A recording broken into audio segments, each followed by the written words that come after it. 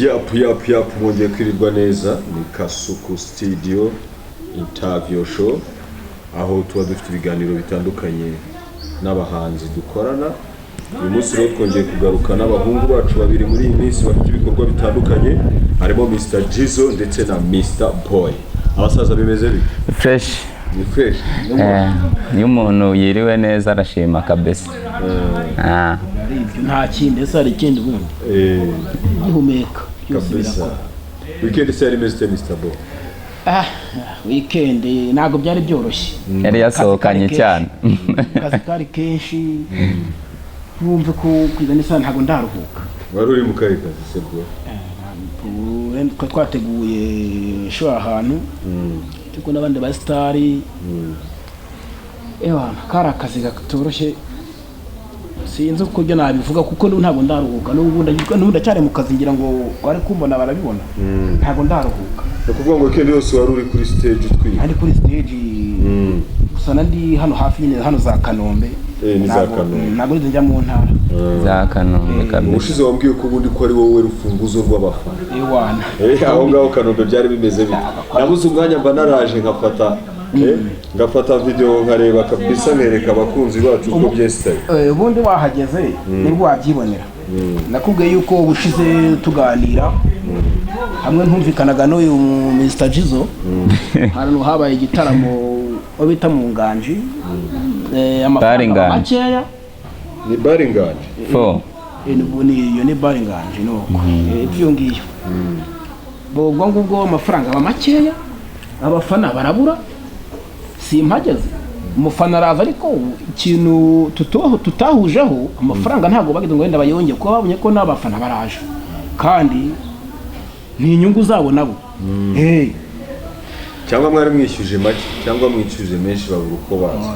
Erega buriya nabeshya Mr. Jizo. Hari ukuntu ujya ahantu gutegura ikirori ahantu wowe ukagendera kuri taki y'amafaranga ariko ukibagiza umufana waho amafaranga abona yakura ese tiki ya 5 yayishyura. Si nk'ibyo byose ariko buriya nyine iyo ukunda umuntu baravuga ngo ushaka inka ryama nkayo. Rero umufana akwemera ari wowe n'umufana inka ni inka se mwese mwakubahana mwese mwakubahana ari we n'umufana inka ni yenda nta nkirimo ariko mwese kubera ko mu motivana umufana bakunda ibihangano nawe ukunda ko umufana gusapotinga. Ndakeka inka yaba ari Jizo. Ninca mwiga. Ushaka inka ryama nkayo. Yaba ari Mr. Boys. Oya. Yaba ari umufana se. Ahubwo bariya mu Nganji barike twagiye. Kuko ni bari baduhamagaye. Bari baduhamagaye no bari badukeneye. Agombaga kuko batubwira ati muzenda kuko baduteguriye stage. Batubwiye n'amafaranga ariko ntitwabyumvikanye tukiri mu nzira y'amafaranga babitubwiye tugezeyo. Amafaranga rero n'ubundi twumva ntago biri kuva mu mafaranga bamake. Amafaranga yari yanga rwose. Amafaranga batangaga nta n'urukweto waguramo ngo wambara. Tuvuye ku kibazo cy'amafaranga tugaruka inyuma gato. Jizo yavuze ngo ushaka inka ryama nkayo. Ari mwebwe n'abafana inka ni bari ari twe n'abafana nta nkirimo ariko twese turamotivana tukazamurana kuko umufana ugiye kumwita inka gusa ubwo mwakongera guhuza yako umufana akunda ibihangano nawe ugakunda umufana nyine kakuzamura nyine ari butuma umufana natutse kandi wari urimo batuka ngo ni bari navuze hariya ni muri abafana banjye ntimunyuma ariko tukiri aho ngaho mfite amakuru uyu mugabo ngo yaguze imodoka vuba. Reka maze kubwira uko mbyumva ku bijyanye n'inka ushaka inka ryama nkayo. Ahubwo buragiye numva mwebwe mwabinka abafana bakaba ubwatsi kuko nta nka itarya ubwatsi bakarisha twe tukaba inka tukarisha ubwatsi abafana tukaba ubwo urumva twaba turimo tubarya rero mwebwe mukaba inka abafana bagahinduka ubwatsi mukabarisha ko ari byo numva ari hatari nicyo nendaga kuvuga nanjye umugabo yaguze imodoka dore ngiri hakurya ndebe kuri kamera ari mu kazi oya gake gake imodoka afite urayibonye irahari nayijemo ubwo ibintu byo kugenda n'amaguru warabikatiye ngo yarabihagaritse nabaye mbihagaritse kuko ikikubwira ko hari aho umuntu aba avuye hari n'aho ageze uretse gute n'abafana banjye nabandi kubasebya kuko bafana ni gute mwahurira mu nzira uri kurya tapati baba bagize kwitanga kenshi nanjye ngomba kubereka yuko mu bwitange bwabo hari icyo nanjye mba nahinduye ariko nanjye amakuru mfite nuko ngo hari ahantu hasinya agakontara karyoshye uburyo ngo guhera nko mu kwezi kwa gatandatu kugera mu kwa munani uzaba ufitemo akazi kenshi kabisa ibyo ntabwo biratungana neza biracyavugusha ntabwo birajya hanze ngo bijye ahagaragara nanjye sinamenya uko bimeze ntabwo ndamenya umwanzuro gahunda gusa nyine bizakunda ubwo bitangiye kuvuga hano hanze ngo babivuga hirya no hino cyangwa ni amabanga y'akazi ntabwo nyine birajya hanze nanjye niko nababwiye humura amafaranga yo turabizi ko wayasinye ahubwo uvuga ngo ntaragera kuri konti ntabwo birata mu buryo nta n'ubwo watubwira yari umubare nanjye sindamenya ibyo ari byo nawe umuntu wihomeye kuko ntabwo uzi ko iyo kontara yasinye uyu mugabo rero nubwo mubona yaguze imodoka ntiyamara ifuti yamaye aba yihekeye ibi bebi angatanteza abafana sha ni hatari kabisa nese nimba utari ifuti umusani wawe ugaheka ibi baby man cyazi kano kuma ariko kariya k'inyuma ko nakagize bamutije barakora ubundi icyo nshaka kuvuga ko dufite umufana sibyo ngira ngo bari no kubyumva ntawe twateruye turanabasuhuza abafana bacu baragerageza bakitanga kandi tukana koko bahari bitewe n'igikorwa dushyize hanze umusaruro uraboneka okay twagiye na Mr Jizo Mr Jizo mu biganiro biherutse icyo duheruka gukora bari batubwiye ko ufite gahunda yo gutegura video zirimo zirasohoka partnership with Kasuku Studio muratangira shooting iryari biteguye gute urahagurukana n'imizinga ingahe akazi karimo kangana iki ese uzakenera ibiki ni iki wasaba abafana uruhande rwa fan ukagira icyo basaba ku bijyanye n'abakunzi ba muzika ukabaha map uko gahunda zestaye hanyuma ukatubwira n'imvune zirimo tukumva igihe byagufata kugira ngo bibe byagiye bura rero gutegura shooting bura biragora iyo video ariko buri ikintu nasaba abafana nuko bagomba kunkorera challenge nyine mu gihe video yasohotse iri gutegurwa management irimo irabyirukamo fresh buriya nka nyuma y'ukwezi video igomba kuba ibagezeho nziza cyane kabisa y'imiti urimo urategura imiti abantu barayikunze byane kabisa ureba comment zabo bari hasi ariko birani byo bimpa respect nyine nabo bagomeze bamfane fresh nanjye nk'umuhungu wabo ntabwo ngomba kubatenguha n'ibintu biroroshye nari ngomba kubakorera tu muri aya mavideo uri gutegura hariyo muzakorana na Mr Boy dufitanye projet nyinshi nubwo atajya mpari ifuti ngo baba banije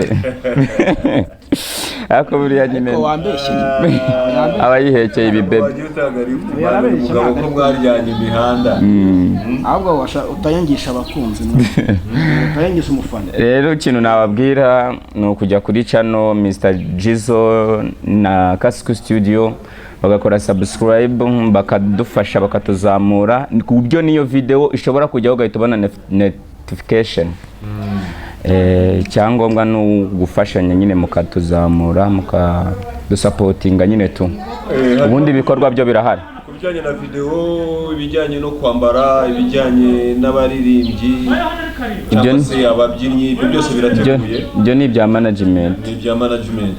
Kuko management taking care ya buri kimwe cyose. Kabisa. Okay. Hanyuma nimba atari ibanga, ubu ngubu wowe ufitiye map muri aya mezi abiri, ko Mr Boy ngewe amakuru nubwo yayanyimye kontrera hari ashaka kugira ibikorwa bitandukanye bya muzika guhera mu kwezi kwa gatandatu kugeza hafi kwa munani, nubwo ari mu ntara ariko naho umufana azaba hari ameze neza. Mr Jizo we bimeze bike, nta gahunda ndende iteganijwe, urimo urakora ku mizigo cyangwa nawe muri iyi minsi iri imbere gira abafana hano bagusanga bamenya aho bibera? Ibikorwa mfite nuko ndimo gutegura indirimbo y'abatora. Icya kabiri nuko mfite igitaramo hano za Musanze na Huye. Urumva rero ndacyafite akazi kenshi mugiyemo. Rero icya mbere abashaka kumenya tike n'ukuntu byifashe bagomba gushyira nimero muri comment bakavuga ukuntu babyumva. Nimba ugaragara ko ufana Mr Jizo koko ukaba wumva unamwemera, kora comment munsi wandike nimero yawe uvuge ati umusaza ndamufana kabisa, noneho umenye naho agomba gukorera performance, ubundi ibintu bigende fresh. Abafana mase muzamanukana muvanye Kigali? Abafana mufana ntago yabura, kuko iyo maze kwandika izina bigenda biza gake gake, kandi bura n'umufana ni utuma hari transfer mwabateganyirije nk'umuntu umwe babiri batatu, reka dufate nk'abantu 10 bakavuga bati Jizo ni umuntu wacu, kuko nawe burya nubwo ufite abafana benshi ariko abarimo abo wemera kabisa batabura ahantu watwikiye. Hari ka transport mwabateganyije ku buryo wenda mwabaha nk'imodoka Pasteur ikabamanukana bitewe na map ihari? Tubibizeze tubabwire uburyo byakorwamo. Transport irahari ariko nko ku bantu nka veni gutyo. Nibo nshobora yenda kwicingira nkishyurira, ariko yenda abandi nyine bakamfasha nyine tugafashanya tukaba twahagera muri iyo concert. Okay, wowe rero mufana wa Jizo cyangwa se Mr Boy ukeneye kuzaba uri kumwe nabo aho bazaba barimo gukubita mu ntara zitandukanye guhera mu kwezi kwa gatandatu kugeza mu kwezi kwa munani, urakora subscribe kuri YouTube channel Kasuku Recording Studio, hanyuma ukore comment hasi wandikemo izina ryawe, nimero ya telefone, igitekerezo cyangwa icyifuzo, niba ukeneye kujya kuri liste y'abazahabwa itike cyangwa bakamanukana na timu y'abafana bazaguhamagara inbox cyangwa se online call bakubwira uko bimeze. Sibyo? Nuko gahunda zimeze. Umufana ushaka ibyo bintu akoresha uburyo bumwe cyangwa ubundi. Washyiraho email bazakwandikira, washyiraho telefone bazagukoringa, washyiraho social network bazakushakisha bakwandikire muhuze hanyuma muhane map. Turakomeje rero n'ikiganiro ni Kasuku Record Studio, turi kumwe na Mr Jizo alongside Mr Boy. Mr Boy ubushize wanze kutubwira wa Marifa. Wa Marifa. Money Boy Master. Wa Marifa. Wa Marifa. Ariko ngo urifuza kubimenya. Turaca mu gikari. Turaca mu gikari. Wamba bari ibintu bijyanye na Marifa ukabidusobanura ku mugaragaro n'abakurikiye kino kiganiro bakazabibona cyangwa se bakabyumva. Nago igihe cyo kuba nabishyira hanze ntago kiragera. Ntago kiragera, ukomeje kubigira ibanga. Ukomeje kubigira ibanga, ariko niba n'abandi bafite amatsiko batwandikire muri comment. Ushaka kumenya icyo Mr Boy wa Mariva bisobanura, yandike muri comment. Wowe uzabimwibwirira inbox. Nzamusobanura kabisa. Niba ndi wese ufite amatsiko abari kunyumva yandike comment hasi, ubundi ambaza ati wa Mariva bisobanura iki, watubwiye ko dufite amatsiko. Waravuze ngo we ntujye utsindwa. Ntago ujya ntsindwa. Ubu rero ngiye kugutsindira. Ntabwo mumatira ibibazo. Ebana hita undasa ingoma utigeze urasa cyagiye twari turi kumwe. Waravuze ngo ku rutare ngo ubukubita utaruhundi ngo ratata. Ngudakubita nkataru. Tabanze bava mu nzira. Ubugira ute? Ndimbura. Bekareka. Staff n'amaniga bangira inama bambwira ati shumi yacu urabizi uramubebara gushuka yakubeshye kenshi, umva tukugira inama itaraga cyecuru, nushaka gushaka uzashaka uwashatse hagufashe gushaka, kuza gushaka zigushakira abatarashaka niga yo magambo yumva uyashyire mu mutwe igihe kiri imbere ndabizi azagufasha yeah man respect my boy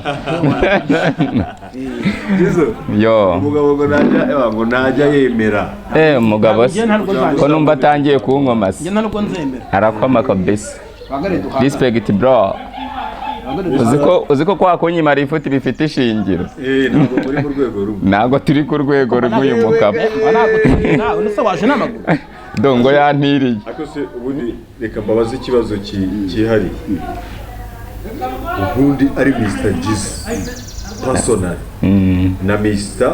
Boy ninde urenze ndagira ngo iyo judgment ibe hagati yanyu uwemera manike ntacyo duhaye sibyo njye ntabwo nyuzwe ndagira ngo Jizzo nawe yiyaminiye agukosore noneho nimutabasha kumvikana ngo umwe avuga uti yarandenze uri kumva hanyuma ugire gute hanyuma nawe wongere umwemeze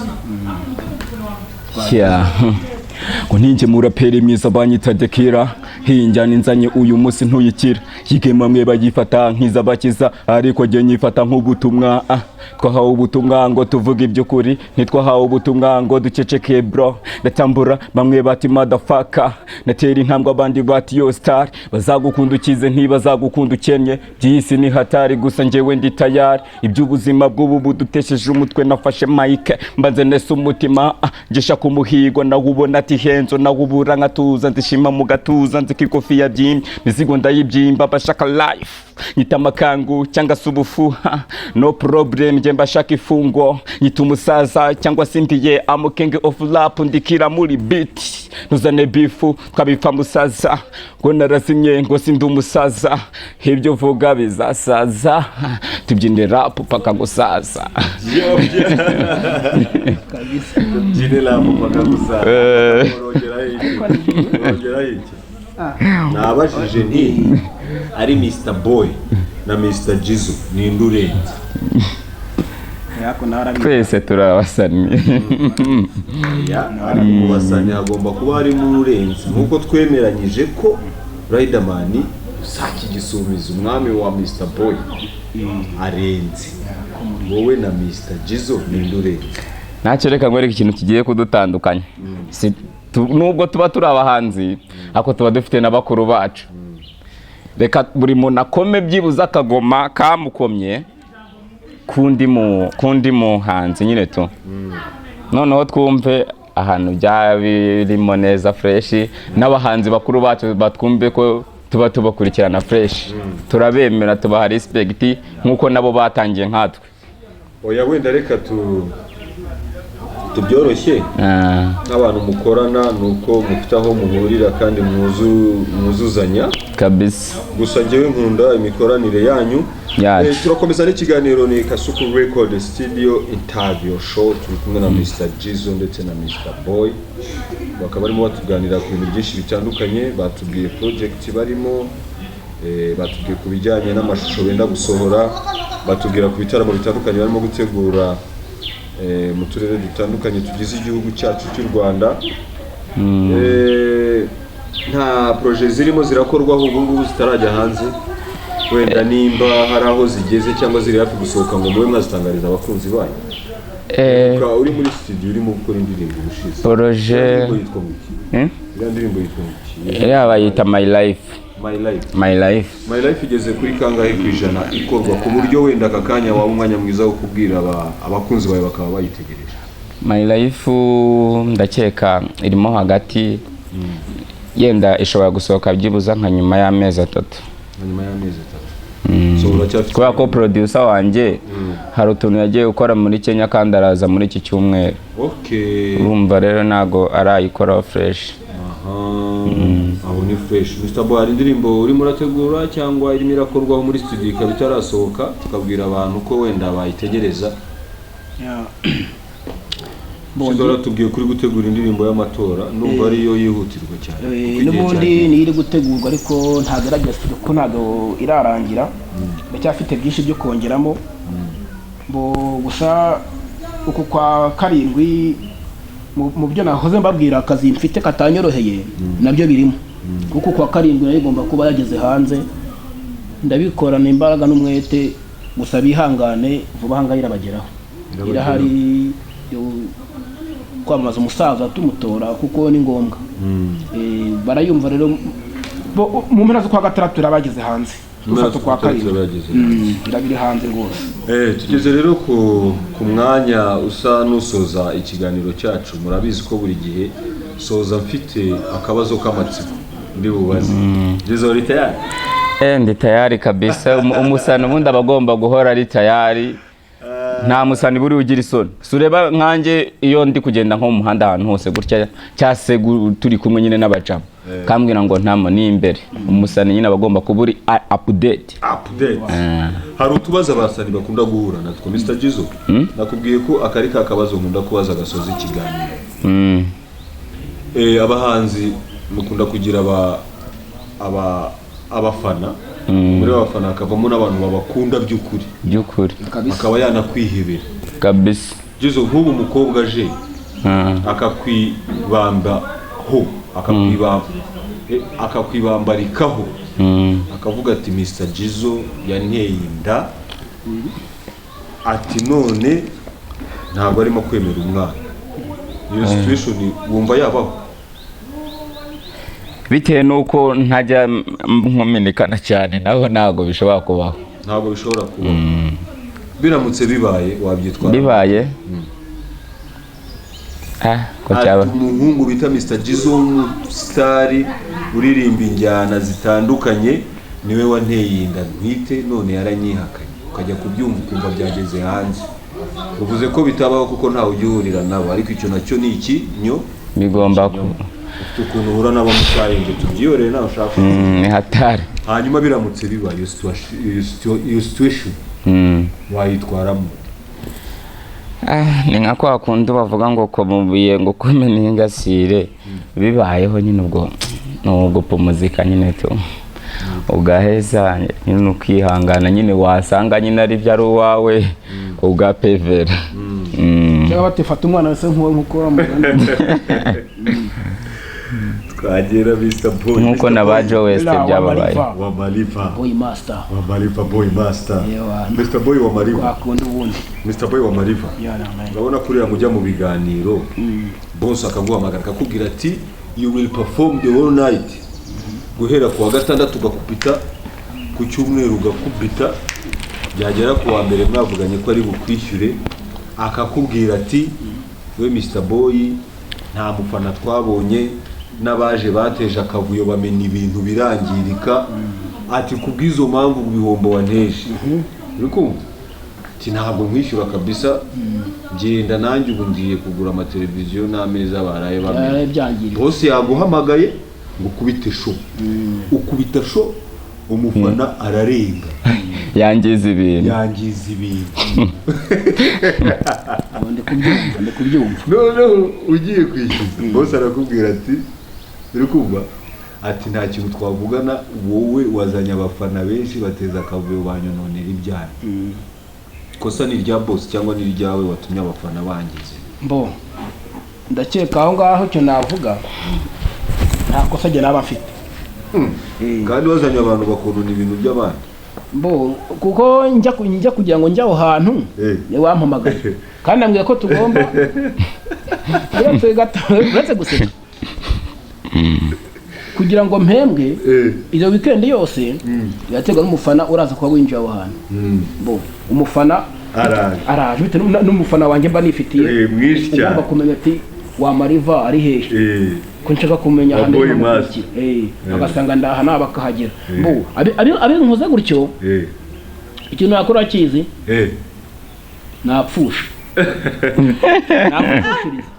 wakubise stage Saturday ukubita stage Sunday then morning time ugiye kureba inoti barakubwira ngo abafana bawe babaye benshi baratwononera nta kintu ubona natuzanye nkagenda wagenda ko umufana wanjye bakoze ntabwo ari kata abantu biruware oya kandi nagahezo ni mulale mama natabizi neza yuko utabyemeye nge napfusha nk'abati nakundi jyana ubwo mu boss mwazongera mugakorana ntabwo twakongera gukorana mukongera mugakorana kuko ntakongera no kumpamagara. Suhuza rero ababosi bameze gutyo nimba hari abuzi Ababosi nk'abo ngabo wowe ntago babura.